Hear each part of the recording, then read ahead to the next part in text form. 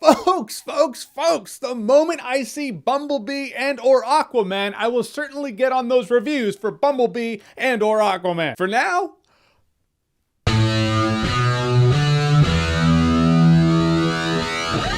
Mortal Engines. So Mortal Engines is a movie based on a book, not directed by Peter Jackson. I clarify that because the marketing material had Peter Jackson's name front and center, the stuff I saw anyway. Peter Jackson had a hand in writing it, but you know, names, marketability. Point is, this takes place about 1,000 years in the future. We have wiped ourselves out. The humanity that survived rebuilt that civilization to be in cities that are on wheels. That's right, cities move around. I haven't seen mobile cities since I saw mobile schools in Final Fantasy VIII or Final Fantasy VI. The castle did that, but it went underground, so it's a little different. Point is, I see potential in the technology and cinema. Maybe I'll see a Final Fantasy VI movie one day. Maybe it won't suck. Maybe. Because maybe they'll make it into a series like they probably should of this movie. All right, what I liked about the movie is the imagination. Like, the world's interesting. And yeah, that's me pretty much saying visuals cool. But the visuals were pretty cool. Suspending disbelief that it's all completely illogical. And you see in this movie why it's illogical. A couple of the cities like, you mean if we take those out, that'll come crashing down? All right, we did. But it just makes for interesting worlds. And the first act of this movie, maybe the first half of the first act of this movie, it was actually quite exciting. There was a chase sequence with two cities. There was a chase sequence among people in a city. While they're running through the city, you see how it operates. I just kind of thought of Columbia, but not in the air. But really, the moment the youth fall off the city, the moment they go over the rail, this movie falls off the rails. By falls off the rails, I mean kind of grinds to a halt. It starts getting messy, starts getting sloppy. Too many plot lines are thrown at you. But this is one of the tough things about adapting a book to a movie. There's so much that happens in a book, you gotta cut things out. I'm sure they did cut things out for this. Never read the book, so I don't know for sure. But they just didn't cut enough. Like, I forgot for so long in this movie that this girl's sole focus is to kill Hugo Weaving because he killed her mother. Because I didn't care. I didn't care about that plot line that's so important to the plot. I didn't care about the romance. Are they forming a romance? There is a romance, right? Are they still making young adult novels? Is that fad still a thing? The foreshadowing's way too obvious too. At a point you're like,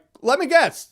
That's coming at the end. And anytime a movie has a couple different groups and a couple different locations doing their own campaign, you have to make it work. This movie does not do that. Most of the time you're with the YA romance novel people. Then it bounces back to London. You're like, oh yeah, them. I forgot about them, and that's never good. The coolest thing in this movie was a side plot that really didn't mix with the main plot at all, but it has to do with this robot zombie. He was cool. I was most interested in him. He was awesome. He was the best part of the movie. He was like, if Tin Man and the Terminator had a kid, there's the thing I will remember about this movie, so you probably should have made a movie about that. Then again, I'm sure the book isn't based on that, so how could they? Maybe you should have integrated that plot into this movie better and left out that scene when they're in that little caterpillar thing. Not really a caterpillar, it's a vehicle that looks like a caterpillar. Cut a lot of that out and concentrate on the robo-zombie. If for nothing else, this movie shows me that this should have been a series. I get that this would have been difficult to adapt into a series, because how do you muster up the budget to show that? You really can't, not for a series. I don't know, all I'm saying is adapting something like this to a movie is just gonna cost someone money. Watch, it makes this budget back, I'm gonna look like an asshole. Guys, in the end, Mortal Engines wasn't as bad as I thought it was gonna be. It's not good enough for me to say, yeah, you should watch it. It's forgettable. When I walk out of a movie, I'm like, what's the rewatchability there? And it's not rewatchable. It should have been about a half an hour shorter. It's filled with illogic. Not illogic in terms of like, cities can't be mobile. Not like that. I'm saying in the end, you have the tech head who should go do the thing to stop the super death machine, and they send the girl. She knows shit about tech. He should have definitely been the one to go do the job. Or make her the tech head. Then you can send her. The coolest thing about this movie is that it's a really imaginative, interesting world. Biggest bummer is they didn't take that interesting, imaginative world and put it in a movie that works. Having an interesting concept isn't enough. You have to make the movie flow. I expected nothing from this movie. After the first act, I was really rooting for it. Didn't pay off as well as I would have liked. And I'll say it'd probably be better if you were drunk. Yeah, no, it's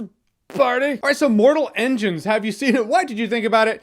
All right, when you don't watch this, what's another one? In Super Smash Bros. Ultimate, who is your main? Whoever it is, comment below, let me know. Couldn't think of anything else. And as always, if you like what you've seen here and you want to see more, click right here to see more.